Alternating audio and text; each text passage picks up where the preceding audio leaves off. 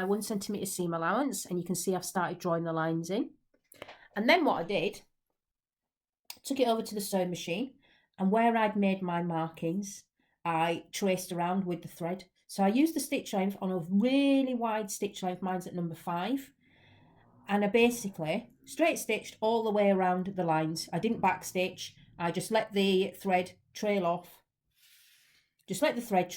And I traced all my markings. And then used the sewing machine.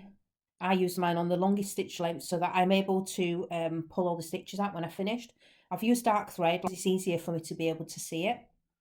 And I just trace around all the lines. And here we have it, a nice neat patch pocket. And the only thing that's left really is for me to take out the thread tracing that I made, all